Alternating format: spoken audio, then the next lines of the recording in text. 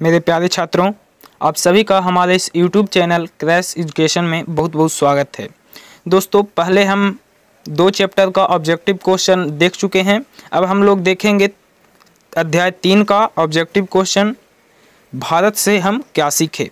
अध्याय 3 का शीर्षक का नाम है भारत से हम क्या सीखे और इस चैप्टर से जितने भी ऑब्जेक्टिव क्वेश्चन बनते हैं, हम सभी ऑब्जेक्टिव क्वेश्चन को इस वीडियो में हम लोग कवर करेंगे, जानेंगे। तो चलिए वीडियो शुरू करते हैं। उससे पहले हम आपको बता दें कि अगर आप हमारे YouTube चैनल पे पहली बार आए हैं तो प्लीज़ हमारे चैनल को सब्सक्राइब कर लीजिए। हमारे चैनल का नाम है क्रैश एजुकेशन और साथ में बेल आइकन को प्रेस कर लीजिए ताकि जब भी हम वीडियो अपलोड करें या फिर लाइव क्लास करें या मॉक टेस्ट ले तो उन सभी बातों की जानकारी आपको मिलती रहे। सो प्लीज़ हमारे चैनल को सब्सक्राइब कर लीजिए। तो चलिए हम लोग गहनता के साथ आज अध्याय 3 का ऑब्जेक्टिव क्वेश्चन देखेंगे। तो उसमें सबसे जो पहला ऑब्जेक्टिव क्वेश्चन है वो हमारा कुछ इस प्रकार से है। दारिश नामक सोने के सिक्कों से भरा घड़ा किसे मिला था। दारिश नामक सोने से सिक्का से जो घड़ा भरा मिला था वो किसे मिला था। तो उसका जो राइट आंसर हो जाएगा ऑप्शन नंबर सी हो जाएगा, वारेन हेस्टिंग्स को। दारिश नामक सोने के सिक्कों से भरा घड़ा वारेन हेस्टिंग्स को मिला था जो कि ईस्ट इंडिया कंपनी को सौंप दिया गया था। तो इसका जो राइट आंसर हो जाएगा ऑप्शन नंबर सी हो जाएगा, वारेन हेस्टिंग्स। अब हमारा दूसरा क्वेश्चन है, कौन प्राचीनतम भाषा है। कौन प्राचीनतम भाषा है। तो इसका राइट आंसर हो जाएगा संस्कृत। देखिए इसमें क्या मिस्टेक करते हैं छात्र वो हम आपको क्लियर कर देते हैं। अगर बाय द वे यह जो सवाल है हिंदी विषय में अगर पूछी जाती है तो सभी लोग हिंदी में मार देते हैं, और अगर बाय द वे यह क्वेश्चन संस्कृत में पूछी जाती है तो इसका आंसर संस्कृत लगा देते हैं, जबकि ऐसा बिल्कुल नहीं है।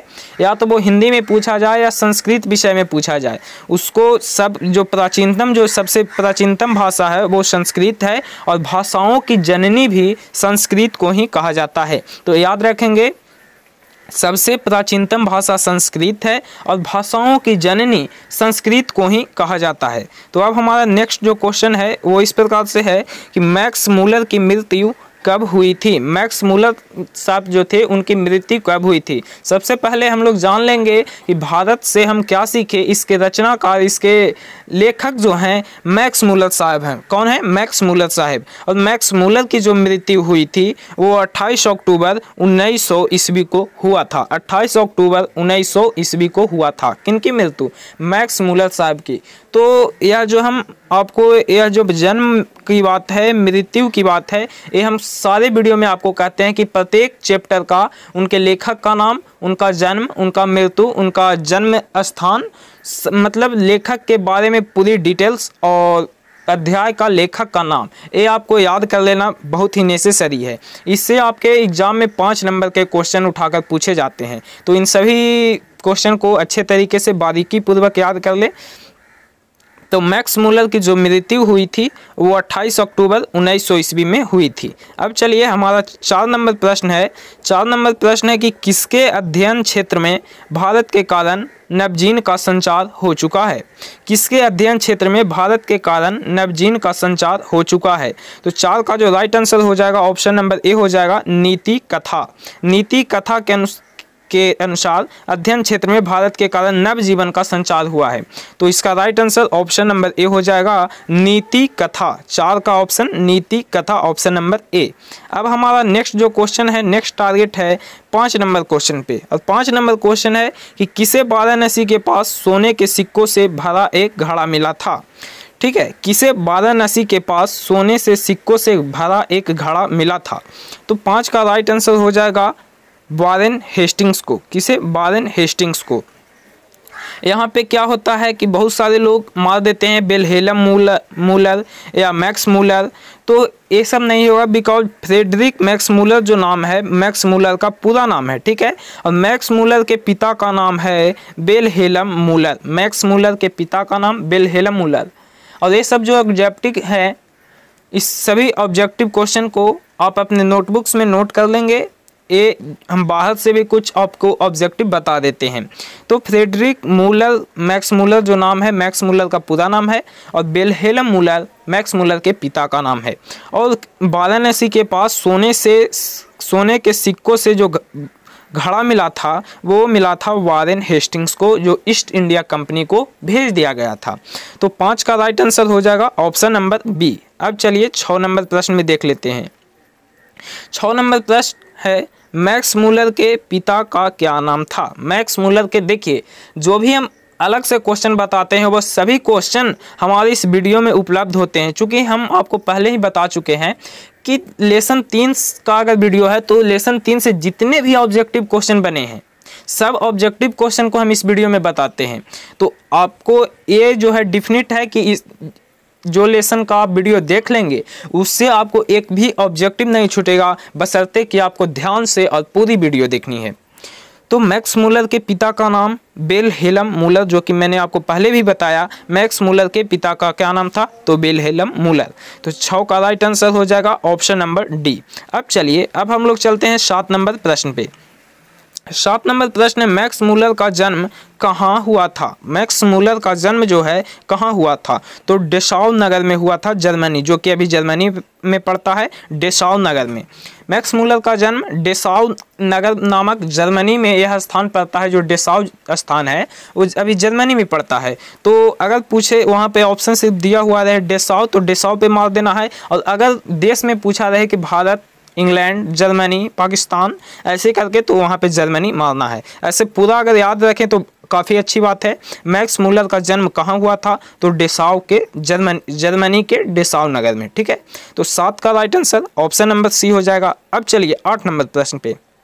8 नंबर प्रश्न है हमारा कि पारसियों के धर्म का नाम क्या है। पारसी एक प्रकार की जनजाति होती है। पारसी जो है एक प्रकार की जनजाति होती है। तो पूछता है कि पारसियों के धर्म का नाम क्या है। ठीक है, धर्म का नाम क्या है। तो 8 का जो राइट आंसर हो जाएगा ऑप्शन नंबर डी हो जाएगा, जरथुष्ट्र। जरथुष्ट्र। यहाँ पे शब्द को देख लेंगे, अच्छी तरीके से शुद्ध लिखने का प्रयास करेंगे। पारसियों के धर्म का जो नाम है जरथुष्ट्र है। ठीक है, तो 8 का right answer option number D हो जाएगा। तो अब चलिए हम लोग चलते हैं नेक्स्ट क्वेश्चन पे। हमारा अगला क्वेश्चन रहेगा, सर विलियम जोन्स ने भारत की यात्रा कब की थी। सर विलियम जोन्स जो थे भारत के यात्री थे। तो यह जो यात्री थे भारत की यात्रा कब किए थे, तो इसका right answer option number D हो जाएगा 1783 ईस्वी में। 1783 ईस्वी में सर विलियम जोन्स ने भारत की यात्रा की थी। सर विलियम जोन्स ने भारत की यात्रा 1783 ईस्वी में किए थे। तो 9 का right answer option number D हो जाएगा। अब चलिए हम लोग चलेंगे 10 नंबर क्वेश्चन पे। संस्कृत का अग्नि शब्द लैटिन में किस रूप में मिलता है। संस्कृत का जो अग्नि शब्द है ना, देखिए क्वेश्चन को अच्छे से समझिएगा, क्वेश्चन में ही आंसर छिपा होता है। संस्कृत का अग्नि जो शब्द है लैटिन में किस रूप से मिलता है, तो लैटिन भाषा, संस्कृत भाषा का अग्नि शब्द लैटिन भाषा के इंगिन्स शब्द रूप में मिलता है, इंगिन्स रूप में मिलता है। तो 10 का जो राइट आंसर होगा ऑप्शन नंबर डी हो जाएगा, इंगिन्स रूप में। कौन से रूप में, इंगिन्स रूप में। चलिए 11 नंबर क्वेश्चन को देख लेंगे। 11 नंबर हमारा क्वेश्चन है, हमारा 11 नंबर क्वेश्चन है कि स्वामी विवेकानंद ने वेदांतियों का वेदांती किसे कहा है। स्वामी विवेकानंद ने वेदांतियों का वेदांती किसे कहा है, तो इसका जो राइट आंसर होगा मैक्स मूलर को। स्वामी विवेकानंद मैक्स मूलर को वेदांतियों का भी वेदांती कहते हैं। इस किताब में, इस स्टोरी में, यानी कि भारत से हम क्या सीखे, तो अगर पूछ दे कि वेदांतियों का वेदांती भी किसे कहा जाता है तो मैक्स मूलर को हो जाएगा। बट अगर पूछे कि वेदांतियों का वेदांती किसने कहा तो यहाँ पे हो जाएगा स्वामी विवेकानंद। तो मेरे प्यारे छात्रों, अगर वीडियो अच्छी लगी तो इसे लाइक अवश्य करिएगा, और हमारे चैनल पे पहली बार आए हैं तो प्लीज़ हमारे चैनल क्रैश एजुकेशन को अवश्य ही सब्सक्राइब कर लीजिए, ताकि जब भी हम वीडियो अपलोड करें या टेस्ट वगैरह ले तो उन सभी बातों की जानकारी आपको मिलती रहे। तो चलिए अब हमारा अगला क्वेश्चन है, क्वेश्चन नंबर 12 है कि सब पुराने अच्छे नहीं होते और सब नए खराब नहीं होते। यह पंक्ति जो है किनके द्वारा कहा गया है। सब पुराने अच्छे नहीं होते और सब नए खराब नहीं होते, यह पंक्ति जो है किनके द्वारा कहा गया है। तो यह जो पंक्ति है कालिदास के द्वारा कहा गया है कि सब पुराने अच्छे नहीं होते और सब नए खराब नहीं होते। तो यह जो पंक्ति है कालिदास के द्वारा कहा गया है, इसलिए 12 का right answer option number C हो जाएगा। अब हमारा नेक्स्ट क्वेश्चन बहुत ही इम्पोर्टेंट क्वेश्चन है। मैक्स मूलर ने किस वर्ष की अवस्था में लिपजिंग विश्वविद्यालय में संस्कृत का अध्ययन प्रारंभ किए थे? मैक्स मूलर ने किस ईस्वी में अवस्था में लिपजिंग विश्वविद्यालय में संस्कृत का अध्ययन प्रारंभ किए थे? तो इसका जो राइट आंसर होगा ऑप्शन नंबर बी हो जाएगा, 18 वर्ष की अवस्था में। मैक्स मूलर 18 वर्ष की अवस्था में लिपजिंग विश्वविद्यालय में संस्कृत का प्रारंभ किए थे। अब हमारा नेक्स्ट क्वेश्चन है, प्लेटो का संबंध जो है किस देश से है? प्लेटो का संबंध किस देश से है? तो इसका right answer option number C हो जाएगा, यूनान। प्लेटो का जो संबंध है यूनान देश से है। तो 14 का right answer option number C हो जाएगा। अब चलिए हम लोग चलेंगे 15 नंबर क्वेश्चन पे। 15 नंबर हमारा क्वेश्चन है, भारत से हम क्या सीखे पाठ में नए सिकंदर विशेषण किसके लिए प्रयुक्त किया गया है? भारत से हम क्या सीखे पाठ में नए सिकंदर विशेषण किसके लिए प्रयुक्त किया गया है? तो इसका राइट आंसर युवा अंग्रेज अधिकारियों के लिए। भारत से हम क्या सीखे में नया सिकंदर जो कहा जाता है युवा अंग्रेज अधिकारियों को कहा जाता है। तो 15 का right answer option number C हो जाएगा। अब चलिए हम लोग का 16 नंबर प्रश्न है, मुंडा जो है किस देश की जनजाति है? मुंडा किस देश की जनजाति है? बहुत ही इंपॉर्टेंट क्वेश्चन है, मुंडा जो है किस देश की जनजाति है? तो इसका जो राइट आंसर हो जाएगा ऑप्शन नंबर बी हो जाएगा, भारत। मुंडा जो है भारत देश की जनजाति है, तो इसलिए 16 का right answer option number B हो जाएगा, मुंडा भारत देश की जनजाति है। अब चलिए अब हमारा 17 नंबर क्वेश्चन है, शाहनामा का रचना काल क्या है? शाहनामा जो कि फिरदौसी के द्वारा लिखा गया है, तो शाहनामा का रचना काल क्या है? तो इसका जो राइट आंसर होगा ऑप्शन नंबर बी हो जाएगा, 10वीं से 11वीं सदी में। शाहनामा का रचना 10वीं से 11वीं सदी में हुआ था। तो 17 का जो राइट आंसर होगा ऑप्शन नंबर बी हो जाएगा। अब हमारा नेक्स्ट क्वेश्चन अगला टारगेट होगा वारेन हेस्टिंग पर। तो वारेन हेस्टिंग जो था कौन था? यहाँ पे बहुत ही इजी क्वेश्चन है, वारेन हेस्टिंग जो था कौन था? बहुत ही इंपॉर्टेंट क्वेश्चन है। तो वारेन हेस्टिंग जो था भारत का गवर्नर जनरल था, भारत का गवर्नर जनरल था। तो 18 का जो राइट आंसर करेक्ट आंसर हो जाएगा ऑप्शन नंबर ए हो जाएगा, भारत का governor general. Warren Hasting Bharat का गवर्नर जनरल था। और 19 नंबर हमारा क्वेश्चन है, दारिश क्या है? दारिश जो है क्या है? तो जैसा कि आप सभी जानते हैं, हम प्रत्येक वीडियो में आप लोगों के लिए एक क्वेश्चन पूछते हैं जिसका उत्तर आपको कमेंट में देना होता है। तो हमारा एक क्वेश्चन है जो कि इसका आंसर आपको कमेंट में देना है। तो दारिश क्या है? ऑप्शन ए है चांदी का प्राचीन कालीन सिक्का, ऑप्शन बी है सोने की प्राचीन कालीन सिक्का, ऑप्शन सी है एक देवता और ऑप्शन डी है एक धार्मिक ग्रंथ। तो ये चारों में से बताना है आपको कि दारिश जो है इस चारों में से एक प्रकार का क्या है। इसका उत्तर हमें कमेंट बॉक्स में करके अवश्य दें। चलिए हमारा 20 नंबर क्वेश्चन रहेगा। 20 नंबर क्वेश्चन है कि भारत से हम क्या सीखे के रचनाकार कौन है? भारत से हम क्या सीखे के रचनाकार कौन है? तो जैसा कि आप सभी जानते हैं, हमने आपको पहले भी बताया कि अध्याय 3 से इस वीडियो में जितने भी ऑब्जेक्टिव बनते हैं सभी ऑब्जेक्टिव को एक ऑब्जेक्टिव को आपके सामने प्रस्तुत करेंगे, या तो वो ऑब्जेक्टिव हल्का हो या भारी हो, सभी ऑब्जेक्टिव को हम आपके सामने प्रस्तुत करेंगे। तो उसी में से 20 नंबर क्वेश्चन है कि भारत से हम क्या सीखे के रचनाकार कौन है, जो कि बिल्कुल इजी क्वेश्चन है बट अधिकांश परीक्षा में पूछे जाते हैं। तो इसका जो राइट आंसर है मैक्स मूलर हो जाएगा। 20 का right answer option number D हो जाएगा, मैक्स मूलर। भारत से हम क्या सीखे के रचनाकार मैक्स मूलर हैं, जिनके पिता का नाम विल्हेल्म मूलर हैं। तो चलिए हमारा 21 नंबर क्वेश्चन हो जाएगा, नालंदा विश्वविद्यालय कहाँ पर स्थित है? नालंदा विश्वविद्यालय कहाँ पे स्थित है? बिल्कुल इजी क्वेश्चन है। ऑप्शन ए है मध्य प्रदेश में, ऑप्शन बी है उत्तर प्रदेश में, ऑप्शन सी है बिहार में और ऑप्शन डी है गुजरात में। तो नालंदा विश्वविद्यालय जो स्थित है वो हमारा बिहार में स्थित है। तो 21 का right answer option number C हो जाएगा, नालंदा विश्वविद्यालय बिहार राज्य में स्थित है। बिल्कुल इजी क्वेश्चन। अब चलिए हमारा 22 नंबर क्वेश्चन है, नृवंश विद्या का संबंध किससे है? ऑप्शन ए है मानव विज्ञान से, ऑप्शन बी है अंतरिक्ष विज्ञान से, ऑप्शन सी है वनस्पति विज्ञान से और ऑप्शन डी है प्राणी विज्ञान से। तो 22 का जो राइट आंसर हो जाएगा ऑप्शन नंबर ए है मानव विज्ञान से। निर्वंश विद्या का संबंध मानव विज्ञान से है। तो 22 का right answer option number A हो जाएगा। अब चलिए हम लोग चलेंगे 23 नंबर क्वेश्चन पे। हमारा नेक्स्ट क्वेश्चन है कि जनरल कनिंघम का संबंध किनसे है, किससे है?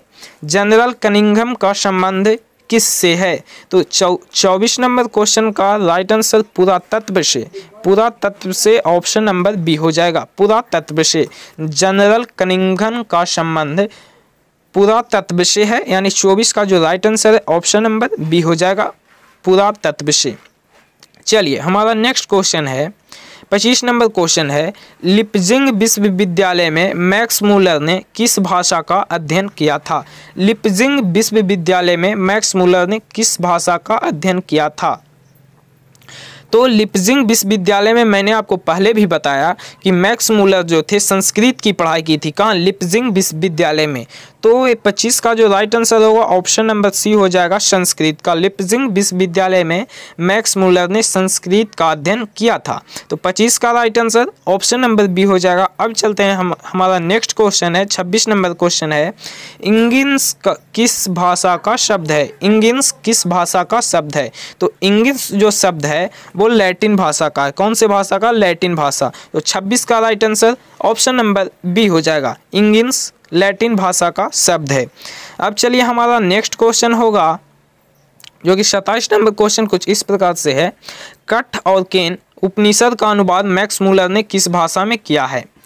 कठ और केन जो उपनिषद हैं, इस दोनों उपनिषद का अनुवाद मैक्स मूलर ने किस भाषा में किया है? तो 27 का right answer option number C हो जाएगा, जर्मन में।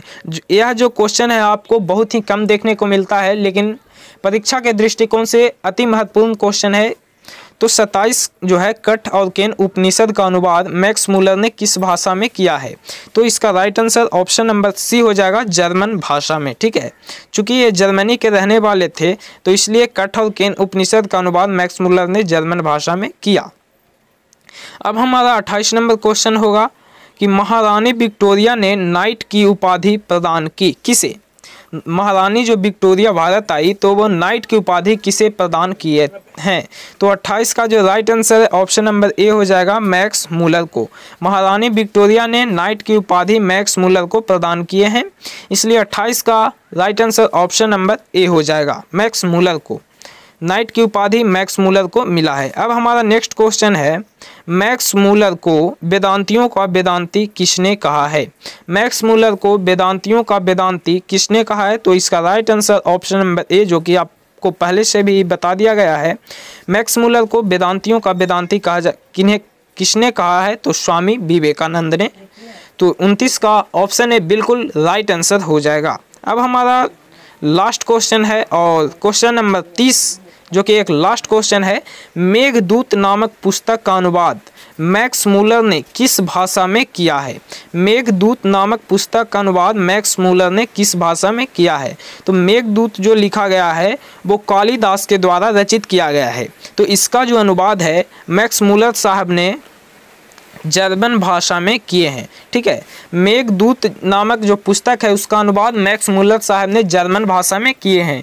तो इसलिए 30 नंबर क्वेश्चन का right answer option number C हो जाएगा, जर्मन भाषा में। ठीक है, 30 नंबर क्वेश्चन का ऑप्शन नंबर सी जर्मन भाषा में अनुवाद किए हैं। तो उम्मीद करता हूँ इस वीडियो में आपको एक भी ऑब्जेक्टिव छूटा नहीं होगा, सभी के सभी ऑब्जेक्टिव आपको कन्फर्म रूप से क्लियर हो गए होंगे।